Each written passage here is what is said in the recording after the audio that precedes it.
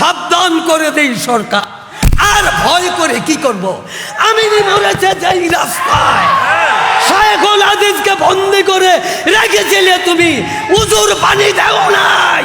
আমিনিকে গৃহবন্দী করে রেখেছিলে, নামাজ পড়তে উজুর পানি পায় নাই। এখন বলতে চাই, যদি মামুনুল হকের কিছু হয়, সারা দুনিয়ায় রক্তের বন্যা বয়ে যাবে। আল্লামা মামুনুল হক আসবে, তাই যেন সারা শহর, রাজপথ, সারা বাংলাদেশ থরথর করে কাঁপছে। সাথী বন্ধুগণ, আমি একটা কথা পরিষ্কার বলতে চাই, এটা আকাবেরদের স্থান।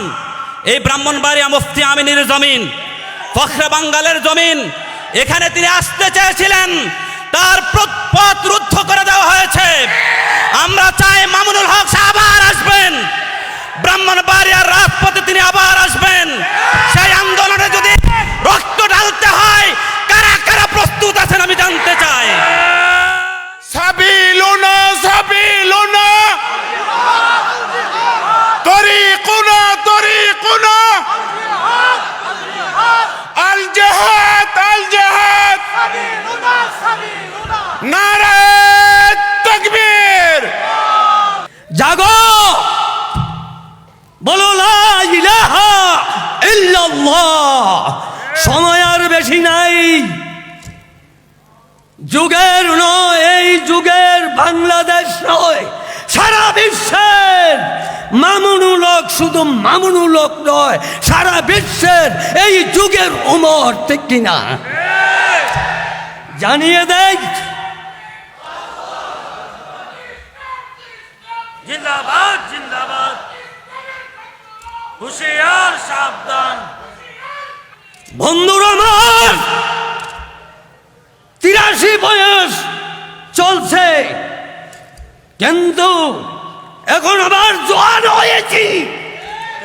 ডাক এসে গেছে, যাতে যাইতে হবে, আর বলতে চাইতো না। নারায়ে তাকবীর, সাবিলুনা সাবিলুনা সাবিলুনা সাবিলুনা। মামুনুল হকের কিছু হলে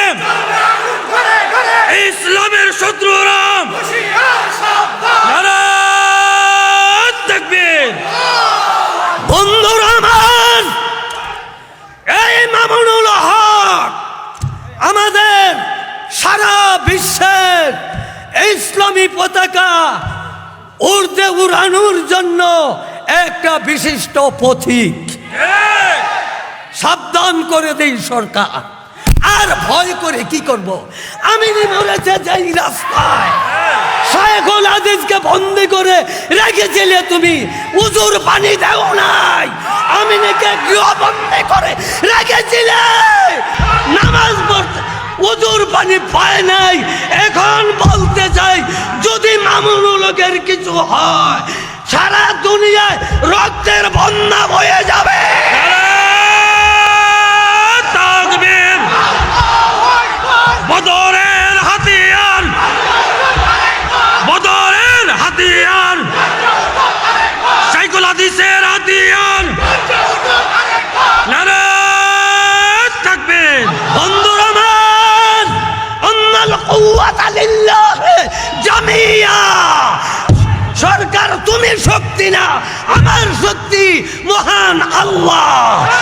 মামুনুল হক, আল্লাহ মামুনুল হকের পক্ষে আছে। সারা বিশ্বের মুসলমানের মুখে একই বলি, মামুনুল হক, মামুনুল হক।